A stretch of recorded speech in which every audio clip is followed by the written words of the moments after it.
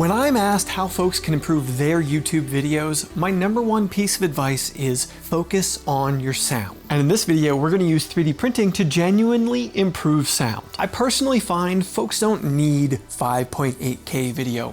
Most will be fine watching 720p footage filmed on a cell phone. However, I find the general public is much less forgiving of poor quality audio, such as here in my office where there's nothing on the walls to cut down on reverb, the echo that you're hearing right now. This is the same microphone that I'm using throughout this video, but because I'm not doing any post-processing right now, you hear that unwanted sound, and my voice isn't adjusted the way I usually would. And it really makes a difference to a video. So we need to up our sound treatment game in this space. And we are genuinely going to use 3D printing to attempt to improve upon this. Now in 2024, this is not just for content creators. Skills like this can apply to your work from home meetings, your weekly D&D session with your pals, or improving your home theater or music listening experience and not having it be an echo chamber. If you want to learn skills like this and so many more, maybe check out this video sponsor, Skillshare. Skillshare helps you explore your creativity by being the largest online learning community for creatives, offering thousands of classes taught by industry experts across topics like sound engineering, artistic design, and productivity. Whether you're exploring a new hobby or leveling up your skills for personal or professional growth, Skillshare makes it easy with hands-on, project-based learning approach. For this project, I took a look at Recording Voiceover at Home by Mary Ingracia, which provides practical tips for capturing professional quality audio from the comfort of your own space. It's perfect if you're looking to refine your audio setup for content creation or just to sound better on calls. And for my own personal filmmaking creative twist to things, I took a look at Transform Reality Through Audio, A Beginner's Guide to Sound Design by Robert J.P. Oberg. This shows how sound can shape emotions and enhance storytelling. Both classes are packed with insight and techniques you can apply right away. The first 500 folks who follow my link in the description will get a 1-month free trial of Skillshare. Whether you're looking to improve your audio, learn some entirely new creative skills, or just have some fun learning, you can check out Skillshare as the perfect place to start.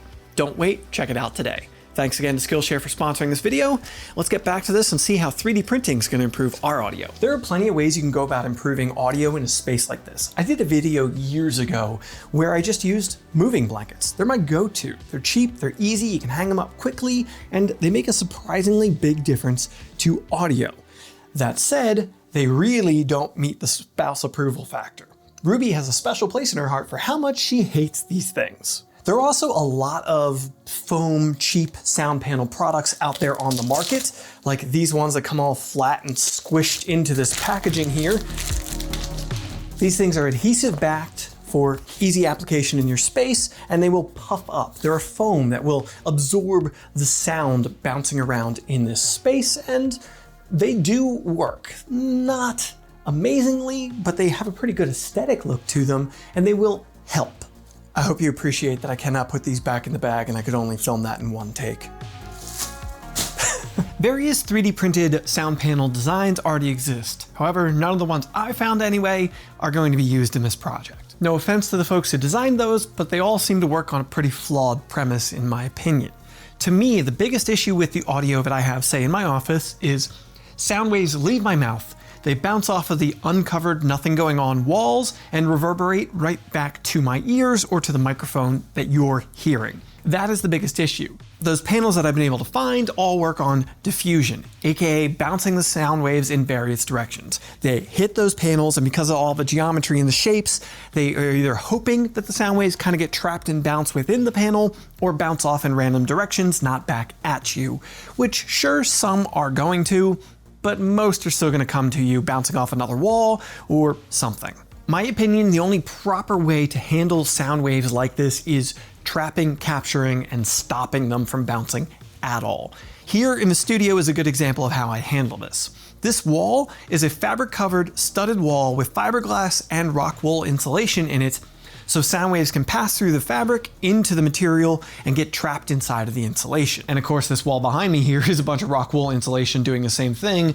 I need to drywall that at some point, so that will need its own sound treatment, but for the moment it is helping. You can find a lot of DIY sound panel designs on YouTube. There's a bunch of videos showing you how to make panels with just some wooden frames, a bit of fabric, and some insulation like I used in these walls to cut down on sound. They work, they're not the prettiest thing, and that's the thing we're going to be addressing with 3D printing. The premise of the design we're going to create, in fact the entire inspiration for this project, came from one Twitter post by Zuza of the Prusa team. It was about their new infill art posters, which are printed photographs of 3D printer infill, which can look really mesmerizing. But when I very first saw that art, my first thought was, oh, that's really cool 3D prints. Of course, then I looked and realized they were posters, which makes sense, they're rather large, but that gave me an idea. What if I could print those and use them as sound panels mounted on my wall? Knowing what I want to achieve and where my inspiration came from, the logical conclusion for me was to use my Prusa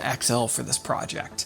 That has a large build volume, so I can do bigger pieces for bigger, better sound panels. But the chief factor is I can do multicolor capability on this. And I want my design to look similar to those posters. Choosing the machine I'm going to use for this helps me when I get into my CAD of choice so that I can design around the constraints of the machine's capability, its build volume and nozzle size. In this instance, I'm limited to 360 by 360 millimeters, so I decided to design a hexagon because they're bestagons, and I think it'll look the best. A square would be more efficient use of the build volume and probably make a better sound panel, but let's face it, I'm a content creator, I like to make things look good, so hexagons it is. The design that I created is a two-piece design. It's not a single part, though it does look like a single part on the surface. There is an outer frame section with some inbuilt supports in it. Something I've been doing a lot more in designs lately is designing in supports rather than letting a slicer set them where I might want them. I know where I want them when I'm designing things. And then there's an inner hexagon that is just a solid block. And we're just going to use a slicer trick to get the look we're going for using this piece. I've designed this entire thing based around the print parameters I'm going to be using. A 0.8 millimeter nozzle in my instance, so I need to make sure that my layer heights and my wall thicknesses are taken into account to maximize the quality of my design and achieve what I want, especially with inbuilt supports. After exporting the design and getting it into Prusa Slicer, I need to right-click on the body and then split into objects. This will split it into two separate components, but leave them in the same place they are currently at. But it allows us to apply different parameters to the two different objects. This is how we're going to achieve the look we're going for. I'm going to use all the standard print settings that I want for the frame itself. It doesn't need to be particularly strong, so I'm only going to use two walls. I'm using 0.4 millimeter layer height with a 0.8 millimeter nozzle here, so I got strong walls anyway, even at only two. But for that inner hexagon, I've landed on adaptive cubic infill, which can support itself, print really well with a larger nozzle, and it's one of the infills that was used in the posters, so I think it has a great look. I'm using 8% infill, it's just what I found to be the best look, but still have plenty of open pockets to allow sound waves through. The key to this is 0 top and bottom layers. All we're going to print in the middle of this inner body is infill. That'll allow us to get the look we're going for and sound waves to travel through. And since I'm printing on the Prusa XL, I can multicolor and have that inner hexagon a different color. And since I'm using a 0.8 millimeter nozzle, I can over extrude the infill and go to 1 millimeter thickness on that. That'll allow me to have even more structure with only single wall extrusions in that inner section. For filament, I'm going to load up Polymaker's Polyterra Matte PLA, as I don't want a sheen on the parts that I'm printing. Thank you to Polymaker for supporting the projects on MandicReally. I am using ash gray for the frame. It has a darker aesthetic, but I don't want to go fully black on this. The inner sections to match my brand colors, I'm going to use Arctic Teal, Purple, and Fossil Light Gray. And I'll probably print at least one with the infill being the same color as the frame as well. Once filament's loaded up, we're off and printing.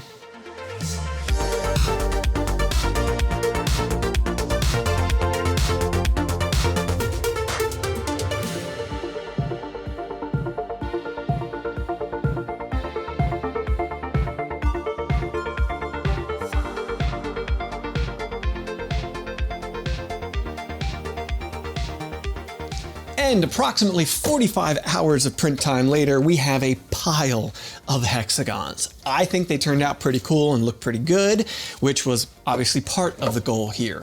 The other thing though, they're not very functional sound panels quite yet, as everything can go right through them. So that's where this comes in. A cardboard box that is of course more than a cardboard box. Let me get it down from here where it's been for a while. In this box is bats of rock wool insulation. So the same sound insulation I'd used time and time again, but this time it is 2-inch thick bats, which were really hard for me to find, so I had to order in this box of them, and I paid way too much for it. Especially when you consider that if I just would have taken that bag, which is like $20, $30 cheaper than that box that I got, and tried just by hand to split the bats in half, I would probably get, I think, about twice as much and have spent less money. I just didn't want to do that at the time, and here we are. I used the one failed print that I had, which by the way was my own fault, to mark out the hexagons onto this material and then cut them out. YouTube magic really makes projects like this so much easier. Now I could just shove that insulation into the sound panels, but then little bits can fly off, my animals can breathe it in, I can breathe it in. I don't want to do that. I want to encapsulate it. I did order specific speaker material, so like the fabric that goes on the front of your home audio speakers, I ordered that material to wrap these in, and it disappeared. No idea where it went. So instead I raided Ruby and Mai's closet, mostly mine, so we're gonna wrap these in t-shirts and some old skirt material. Necessity is the mother of invention. I don't think this material is quite as acoustically transparent as some other options could be, like that speaker material that I can't find, but this should work. Wrapping them as tightly as I can in a shirt and then cutting off some of the excess so I don't have a bunch of fabric bunched up at the backside. And a little while later, I've got a pile of cut off pieces of shirt and 9 panels to attach to my wall in my office. Now to do so, I didn't provide any mounting holes on this design because I'm going to use command strips. I don't want to punch a bunch of holes in the wall in that space, as I do intend to revamp it, redo the space, paint the walls, and do various things. So while I think these will probably be in use long term, they might get repositioned. Then it's time to start mounting them on the wall. The window trim is helping me to align these first two, but they are having a problem where they kind of tilt on the command strips, which I kind of expected, but it's not that bad. I need to raise my standing desk so I can position the rest of them around my computer and monitor setup. They're tooty little cat beds? I don't think they are. The furry pals decided to come in and try and give me a hand with this project. Nori Noodle. Hi. There's the Nori Noodle. There's a Nori Noodle.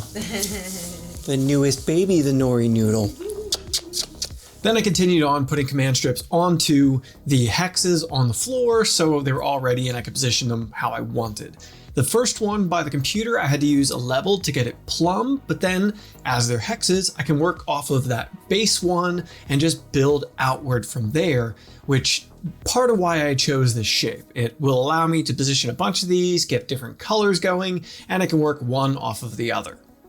And I'm really loving the way this whole thing is looking and how it's coming together, aside from a little bit of t-shirt sticking out here or there or command strip edge visible.